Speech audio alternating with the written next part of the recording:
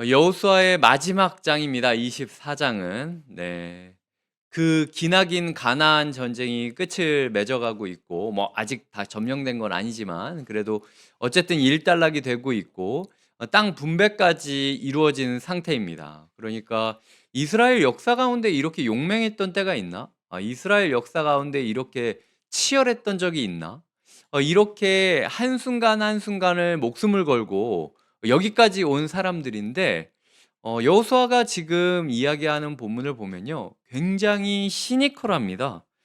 여호수아는 백성 모든 이스라엘 백성들을 불러서 "하나님을 선택해라. 나는 니는 잘 모르겠고 나는 한다." 이렇게 이야기를 해요. 원래 이스라엘의 지도자면은 조금 긍정적이어야 되지 않습니까? 칭찬도 좀 해 주고 "진짜 너희 수고 많았다. 너희 아니었으면은 여기까지 점령 못 했다." 그리고 뭐 격려도 좀 해 주고 "야 조금만 더 하면 된다. 조금만 더." 요런 식으로 이야기를 하면은 될 걸 굳이 이렇게 시니컬하게 뭐 "니넨 모르겠고 나는 그냥 여호와를 선택할 테니까 하든지 말든지." 이렇게 이야기하는 게 '여호수아 마지막의 분위기가 이게 맞나?'라는 생각이 든 거죠. 뭐 기승전결이라고 치면은 쪼금 그 뭐 소설로 치면은 위기 단계에 있는 뉘앙스 같지, 이게 마지막 여호수아를 딱 맺으면서 이 뭔가 해소가 되는 느낌은 안 들고 여운 있게 끝나는 거예요. 이스라엘 백성들은 그 결코 여호와를 버리고 다른 신들을 섬기지 않겠다라고 확언을 하고 있습니다. 굳이 저는 이스라엘 백성들이 충동적으로 이야기한 것 같지는 않아요. 왜냐하면 17절에 보면은 17절 18절에 이 고백이요, 출애굽기의 거의 요약판입니다. 그러니까 이스라엘 백성들이 그냥 "아닙니다. 뭐 저는 믿겠습니다." 이게 아니라 이 사람들이 진짜 언약을 이해한 거예요. 출애굽을 이해한 거예요. 우리의 조상들이 왜 죽었는지를 명확히 이해한 겁니다. 구원사의 흐름을 달달달달 외우고 있었던 상황이었다라는 거죠. 그러니까 '나도 성경을 안다. 나도 흐름을 안다. 이 영적 싸움의 흐름을 아니까 나는 하나님을 믿겠다.'라고 정말로 신앙의 고백을 하고 있는 게 오늘 모습이라는 거죠. 저는 이 구절을 보면서 마치 특별 새벽 기도회나 수련회의 마지막 날 같다는 생각이 많이 들었습니다. 그 목회자는 알죠. 그 다음 수련회 때 어떤 모습으로 이 사람들이 올 거라는 걸. 다음 특세 때, 다음 특별 부흥회 때 이 사람들이 어떤 마음으로 올 거라는 걸 압니다. 그러니까 마음이 더 급한 거죠. 이거 내년에 또 원상복귀 돼 가지고 막 울며불며 하나님 붙잡지 말고 우리가 한 걸음 더 나아가려면 여기서 선택해야 되지 않겠나? 애타는 마음으로 목회자는 외치고 있고, 성도님들은 어떻게든 '내가 더 살아보겠다.'라고 이 각오의 각오. 목사님 한 주 동안 이야기하지 않으셨습니까? 목사님 우리가 수련회 가서 이렇게 다루지 않았습니까? "절대 돌아보지 않겠습니다. 다시는 뒤돌아서지 않겠습니다." 이렇게 이야기하는 우리의 모습이 사실은 맞다라는 거죠. 근데 우리는 인제 체감적으로 알고 있죠. 우리가 벌써 수련회를 한두 번 치러 본 것도 아니고 우리가 예배를 한두 번 드려 본 것도 아니고 또 원상복귀 되는 확률이 거의 99.9999999%가 될 거라는 걸 이미 알고 있어요. 그래서 모든 화려한 예배의 마지막 그 스텝은 씁쓸함으로 항상 집으로 갑니다. '이게 언제까지 약발이 먹힐까?'라는 생각을 들면서 이 은혜를 너무 크게 받았음에도 불구하고 되게 그 회의감이 큰 거예요. 이 큰 은혜를 까먹는 순간 더 큰 좌절감이 느껴질 것 같다는 생각이 드는 거죠. 우리 성도님들의 인생 가운데 가장 크게 은혜 받았던 날을 생각해 보셨으면 좋겠습니다. 그게 그때의 그 마음이 아직도 유지가 되고 있느냐? 10중 8구 유지가 안 된 사람들이 태반일 것이다라는 생각이 드는 거예요. 그래서인지 19절은 이상한 말로 시작합니다. 제가 19절 초반부를 읽어 볼게요. 여호수아가 백성에게 이르되 너희가 여호와를 능히 섬기지 못할 것은, 아예 여호수아가 대놓고 이야기하죠. 너희는 안 돼.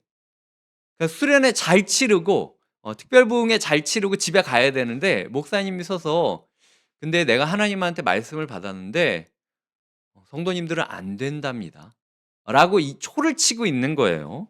세번역 성경으로 띄워드릴 테니까 요 구절을 한번 읽어주셨으면 좋겠어요. 시작.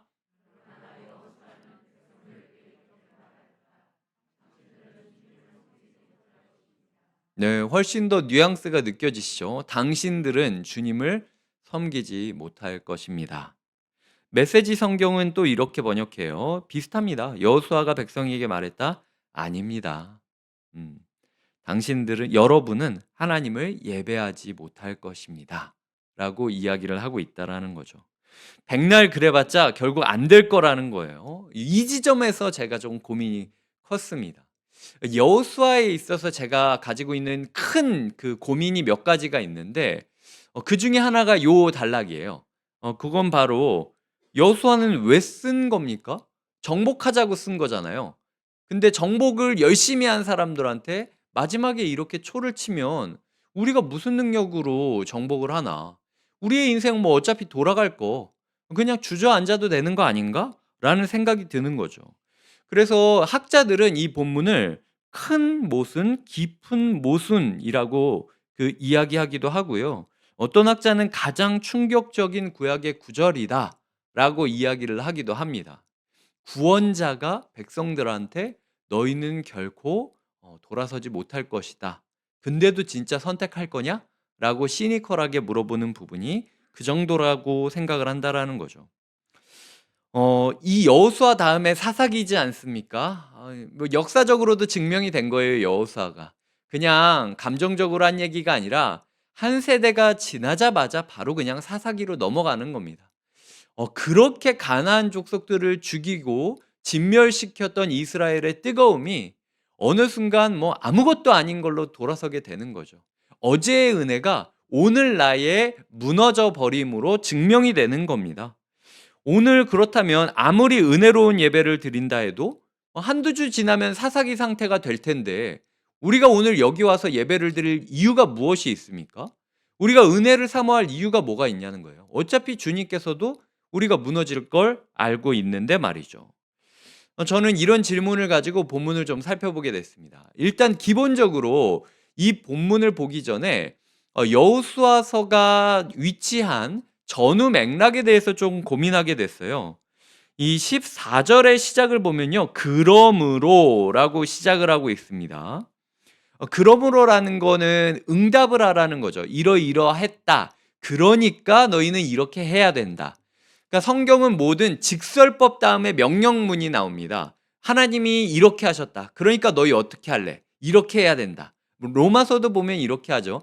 하나님이 우리를 구원하셨다. 그러므로 우리가 우리의 삶을 거룩한 삶 제물로 드려야 된다. 라고 이야기를 하는 거죠. 그런데 그렇다면 그러므로라고 선택을 강조하는 것은 그 이전에 한 스토리가 있었다라는 거예요. 그래서 그 스토리를 생각해 보게 되었습니다. 그러니까 하나님께서 우리 그 삶을 하나의 책이라고 시작한다면 지금은 한 이 그러므로라는 구절은 한 중간 챕터 중에 있는 거죠. 자, 그렇다면은 우리라는 인생의 첫 페이지에 어떤 구절이 있었는지 한번 떠올려 볼게요. 태초에 하나님이 천지를 창조하셨다. 이게 첫 번째 우리 인생의 책의 첫 구절입니다. 바울이 자기가 왜 구원받았는지 이유를 알지 못하고 찾고 자기의 삶을 뒤져도 구원받을 근거가 없고 자기의 집안을 뒤져도 구원받을 근거가 없고 찾고 찾다가 결국에 도착한 것이 에베소서 1장인가요? 태초부터 하나님께서 우리를 선택하셨다라는 구절이었어요. 그러니까 우리의 인생의 첫 구절은 하나님이 너를 창조하셨고 하나님이 너를 선택하셨다라는 구절로 나오고 있다라는 거죠. 창세기 1장 1절은 태초에 하나님이 천지를 창조하시니라 라고 이야기를 하고 신명기 4장 37절을 한번 읽어주시겠습니까? 띄워드릴게요. 시작.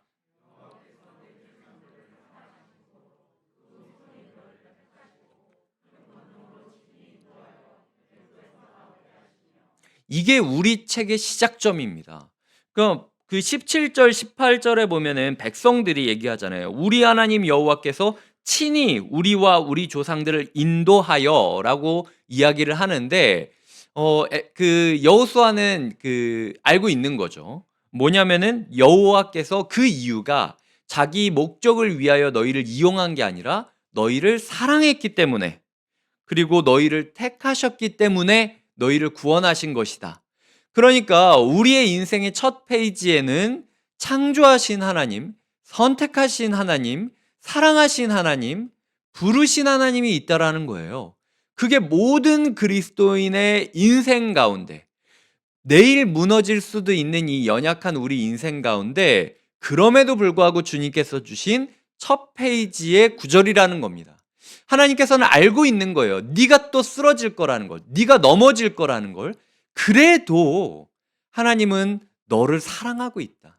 그래도 하나님은 여전히 너를 이미 부르신 분이야 라고 이야기를 하고 있다라는 거죠. 이 책의 주인공은 내가 아니라 하나님입니다. 하나님이 우리를 창조하셨고, 하나님이 우리를 선택하셨고, 하나님이 우리를 사랑하셨고, 하나님이 우리를 부르신다면 우리가 여기서 깽판 치고 소위 말해서 쓰러진다 할지라도 이 자리까지 와서 선택을 요청하는 하나님은 우리의 멱살을 붙잡고 가야 할 길을 끝까지 데려가겠다라는 의지가 느껴지고 있는 거죠. 그 의지를 우리가 기억해야 된다라는 겁니다. 그래서 보면 신명기 7장 6절 7절도 너는 여호와 내 하나님의 성민이라 자기 기업의 백성으로 택하셨다. 여호와께서 너희를 기뻐하시고 택하심은 너희가 오히려 가장 연약하기 때문이다 라고 이야기를 하고 있는 거죠. 니네가 쓰러질 거 알면서도, 니네가 도움되지 않을 거 알면서도 그냥 나는 그래도 너희를 사랑해서 불렀어 라고 이야기를 하는 거죠.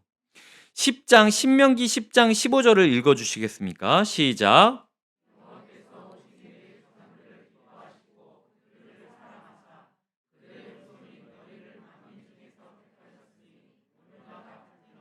네, 신명기 14장 2절은 너는 내 하나님 여호와의 성민이라. 여호와께서 지상 만민 중에서 너를 택하여 자기 기업의 백성으로 삼으셨느니라. 자, 보면 여호수아가 들었던 말씀의 시작점은 창세기였고요.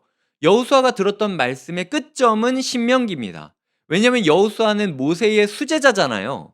그럼 모세가 광야 가운데 하나님을 마주하고 모세 오경의 기틀을 닦고 말씀을 구전으로 전해가는 그 과정 가운데 첫 번째 청자가 되어서 말씀을 들었던 사람이었어요. 근데 여호수아가 들었던 복음의 시작점은 태초에 하나님이 천지를 창조했다. 복음의 마지막 점은 너희는 여호와의 성민이다 라는 이야기를 신명기 모세의 마지막 설교에서 반복적으로 들었다라는 걸 여호수아는 알고 있었어요. 그러니까 여호수아는 이야기하는 겁니다. 자, 오늘 선택해라. 너희라는 인생의 첫 페이지도 하나님이고 마지막 매듭도 하나님으로 끝이 난다. 우리 인생의 결론은, 우리라는 책의 마지막 페이지는 이미 쓰여진 상태야.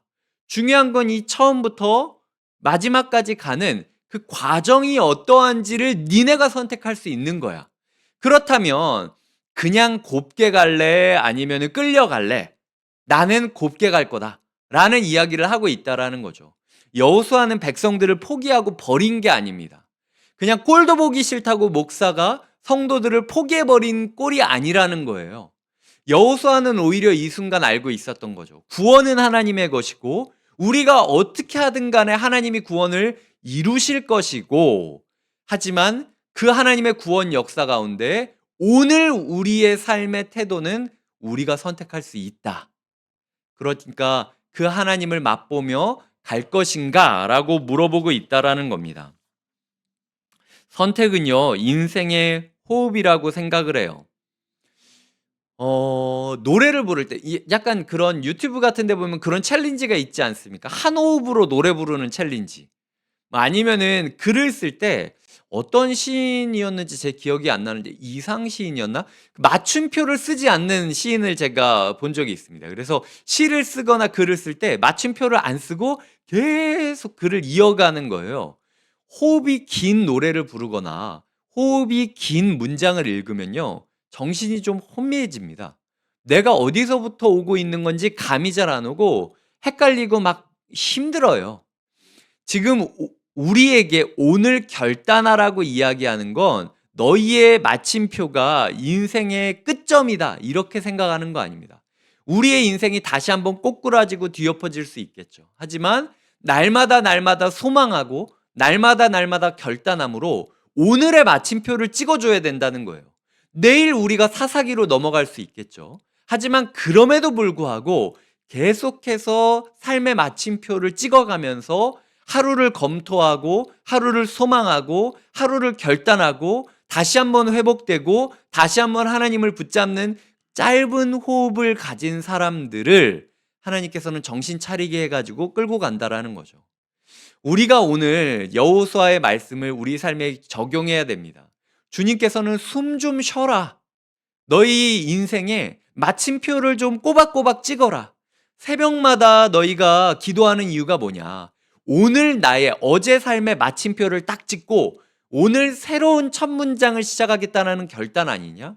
이 저녁에 너희가 왜 이때에 할 수 있는 게 많은데도 여기 와서 이 예배를 드리고 있는 거냐? 이 예배가 너희의 하루의 마침표가 되길 원한다라는 거예요. 오늘도 분주했고, 오늘도 불안했고, 오늘도 분노했고, 오늘도 부족했지만 그럼에도 불구하고 어차피 우리 인생의 결론은 예수 그리스도로 나 있습니다. 그러니까 중요한 건 우리가 지금 갈 길을 혼미하게 가지 않고 정확하게 또박또박 걸어가기 위하여 한 걸음 한 걸음, 마침표 하나하나, 호흡 한 번 한 번을 쉬면서 걸어가야 된다라는 거예요. 하나님께서는 우리가 실수하고 실패할 걸 알면서도 오늘 우리에게 결단하기를 원하셨습니다. 여호수아 24장 25절에 보면 그날의 여호수아가 세겜에서 백성과 더불어 언약을 맺고 그들을 위하여 율례와 법도를 제정하였더라.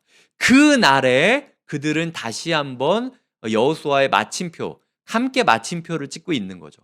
함께 쓰러질 것을 알고 있음에도 하나님을 붙잡고 마침표를 찍는 것, 그게 여호수아의 마지막 매듭이라는 거예요.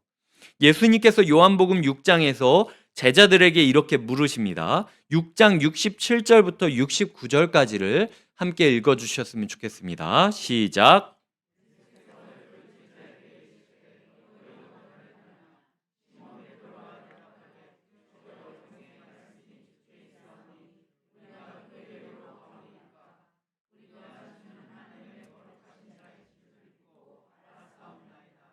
제가 예수님이었다면요, 이 상황에서 야이 그러면서 욕했을 거예요. 내가 네가 어떻게 될 건지 뻔히 아는데 진짜 입에 침이나 바르고 거짓말을 하고 이 사람들 눈치 보면서 신앙생활을 제대로 하지도 못할 거면서, 저라면은 제가 예수님이라면 그렇게 욕했을 거예요.